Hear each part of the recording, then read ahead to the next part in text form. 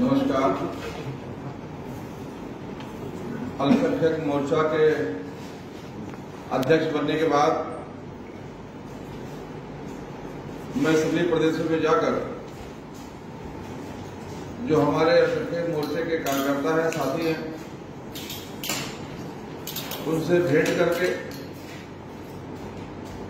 उनकी समस्याओं को जानने की कोशिश कर रहा हूं। इसी क्रम में मैं त्रिपुरा आया हुआ। यहां आके मैं देखा कि हम भली संख्या में यहां पर अल्पसंख्यक समाज के लोग कम हैं, लेकिन माननीय मुख्यमंत्री ने जो सुविधाएं हमें दी हैं वो देश में जितने भी प्रदेश हैं उनमें बहुत सराहनीय है। विप्लव देव साहब की सरकार ने अप्रतिम काम किए। देखा जाए तो जो सबसे बड़ी हमारी संपत्ति है अल्पसंख्यक में मुस्लिम समाज की, वो वक्फ संपत्ति है। और यहां भी वक्फ संपत्तियों पर जो सीपीएम की सरकार थी उनके कार्यकर्ताओं ने बड़े पैमाने पर कब्जा करके रखा है। उन संपत्तियों को छुड़ाने के लिए माननीय मुख्यमंत्री विप्लव देव जी ने वक्फ ट्रिब्यूनल बनाकर दिया। यहां से जो हाजी जाते हैं उनके लिए एक शानदार हज हाउस बना कर दिया, जहां पर हज यात्री तो ठहरेंगे, उसके हज के बाद जो हमारे हज कमेटी के चेयरमैन हसमुद्दीन भाई है, वो वहां पर अल्पसंख्यक समाज के बच्चों को शिक्षा दी जाए, उनको कॉम्पिटिटिव एग्जाम में तैयार किया जाए। अल्पसंख्यक समाज के लोग भी गवर्नमेंट सरकारी नौकरियों में आए, उसकी भी व्यवस्था कर रहे हैं।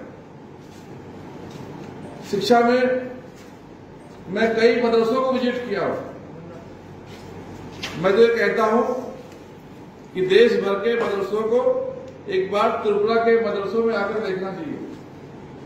माननीय मुख्यमंत्री जी ने मदरसों में आधुनिक शिक्षा के साथ साथ धार्मिक शिक्षा भी प्रभावित ना हो, उसकी बहुत शानदार व्यवस्था की है और सरकार ने उसके लिए फंड भी दिए। कुल मिलाकर मैं ये मानता हूं कि अल्पसंख्यक समाज के लिए ये बहुत अनुकूल समय है कि हमारा सर्वांगीण विकास हो। जो माननीय मोदी जी का सपना है, सबका साथ, सबका विकास, सबका विश्वास, मैं तो देख रहा हूं यहां पूरा होते हुए दिख रहा है। सब लोग साथ आकर विकास के रास्ते पर माननीय देवलव सरकार के साथ चल रहे हैं। जो देश भर में नफरत बोने का काम कर रहे हैं, जो भारतीय जनता पार्टी से मुसलमानों को डराने का काम कर रहे हैं, मैं आपके माध्यम से कहूंगा कि भारतीय जनता पार्टी, जिस प्रकार से नाम है भारतीय जनता पार्टी, भारत के जनता की पार्टी, उसी प्रकार से भारतीय जनता पार्टी सभी समाज के लोगों की पार्टी है।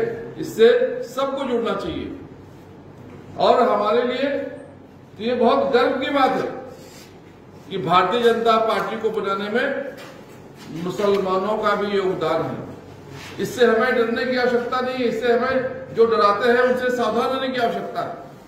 मैं आपको बताना चाहूंगा, जब 6 अप्रैल 1980 को भारतीय जनता पार्टी की स्थापना हुई तो उसको बनाने वाले कौन थे? जो भारतीय जनता पार्टी से अल्पसंख्यक समाज को, मुस्लिम समाज को डराने का काम कर रहे, ये सीपीएम के ठग लोग, ये तृणमूल कांग्रेस के ठग लोग, ये कांग्रेस के लोग। मैं उनसे पूछना चाहता हूं कि भारतीय जनता पार्टी को बनाने वाले कौन थे? आप अगर देखेंगे, आप गूगल करके देखेंगे तो आप पाएंगे कि भारतीय जनता पार्टी को बनाने वालों में 6 अप्रैल 1980 को जब भारतीय जनता पार्टी की स्थापना हुई तो इनके बनाने वालों में स्वर्गीय अटल जी थे, जो उसके अध्यक्ष बने, जो देश ही नहीं दुनिया के सबसे ज्यादा लोकप्रिय नेता बने, श्री अटल जी थे, श्री मुरली मनोहर जोशी जी थे, और जो तीसरे थे वो हाजी सिकंदर बख्त थे, जो दिल्ली से सांसद थे। ये 4 लोगों ने भारतीय जनता पार्टी बनाई। स्वर्गीय अटल जी भारतीय जनता पार्टी के अध्यक्ष बने, श्री अडवाणी जी भारतीय जनता पार्टी के महामंत्री बने, श्री मुरली मनोहर जोशी जी भारतीय जनता पार्टी के महामंत्री बने, और जो तीसरे महामंत्री बने वो थे हाजी सिकंदर बख्त भाई, जो हाजी नवाजी पाबंद और बहुत नेक इंसान थे, मुसलमान थे, और उस पार्टी से हमें डराया जा रहा है। आज देश भर में विकास के रास्ते पर अल्पसंख्यक समाज के लोग माननीय मोदी जी के नेतृत्व में चल रहे, उनका विकास हो रहा है।